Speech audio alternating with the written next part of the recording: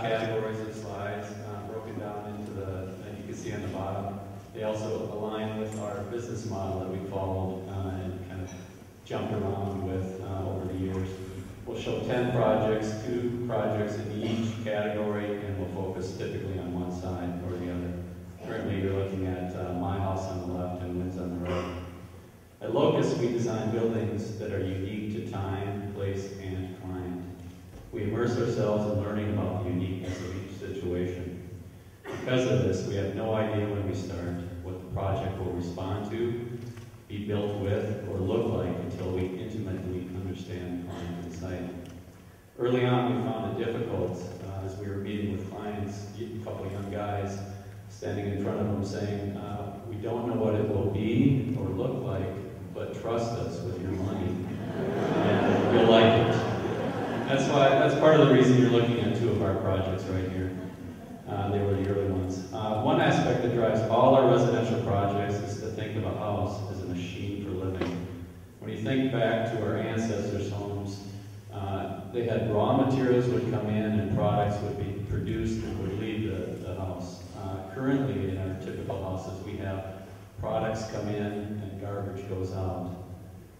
That's a model that we don't agree with. It is unsustainable and one we're actively trying to change.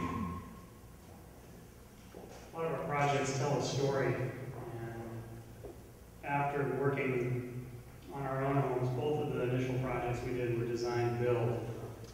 And so it was an easy transition to do the same thing for others. On the left is a commercial project that we did, or a public project, for the Circus Juventus. And the directors of the Circus Arts Training School called us late one year. They were under construction, and they were starting a lobby that would serve as their entry and a ticketing concession booth on performance days. They had just scrapped the plans they'd been using because they felt they were too conventional to really reflect the energy and creativity of the school. And they admitted, we're sort of without an architect right now, and we don't have much time. And we're without an architect means we just fired our last one, so that we were getting nervous. Hastily visiting the site, we saw a slab already poured, a tent shell half erected, plumbing and electrical locked in place, and tried to imagine an $80,000 solution, their budget, for design and construction in 8 months. One of us chimed in, oh, that's no problem, which is our standard response. In the end, we didn't make a lobby for them. We extended their performance space, where a ticketing counter becomes a stage, a cat becomes a performance space, and Acrobat becomes a shadow puppet. No longer a mundane place for commerce, this space extends the mystical space of the circus, on time, on budget, and we're happy to report they're still inventing new ways to use it. The project on the left is the Hastings River Flags and Fifth Center in Banshell.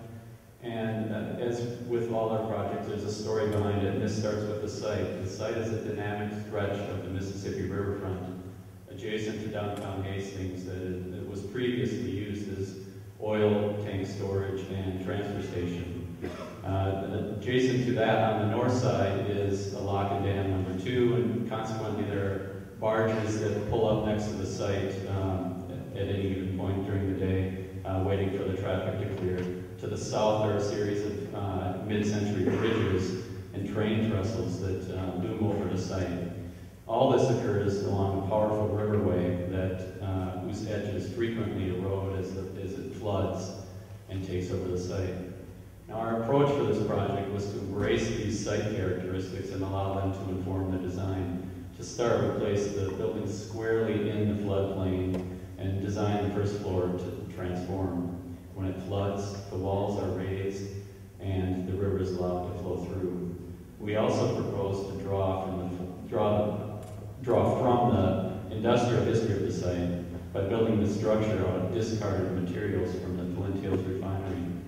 The previous owner, in this sense, the building provided an interpretation of the site through its materials, and it achieved strong connection to the site.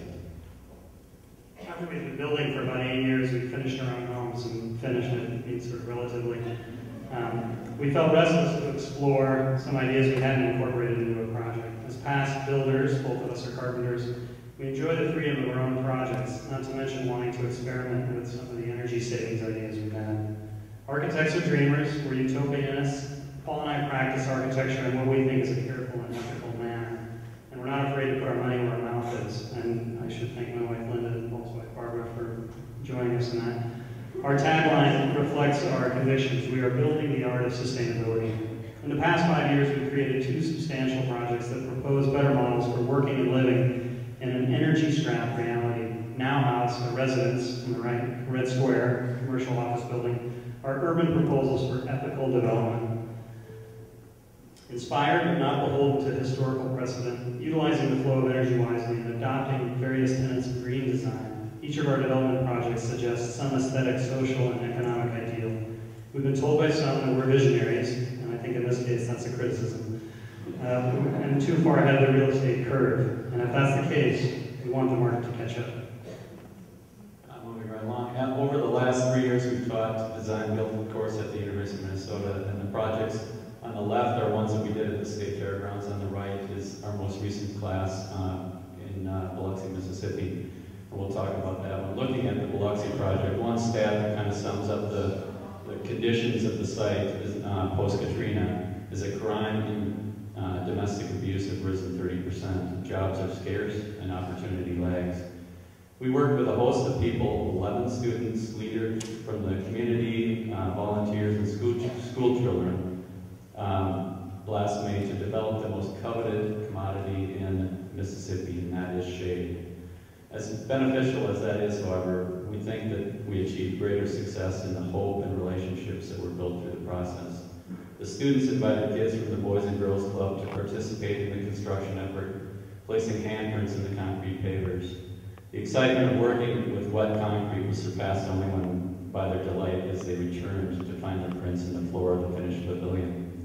We spent 3 weeks designing until 3 a.m., pouring load after load of concrete and building trusses by moonlight. However, our greatest satisfaction was as we stepped out of the shade of the pavilion one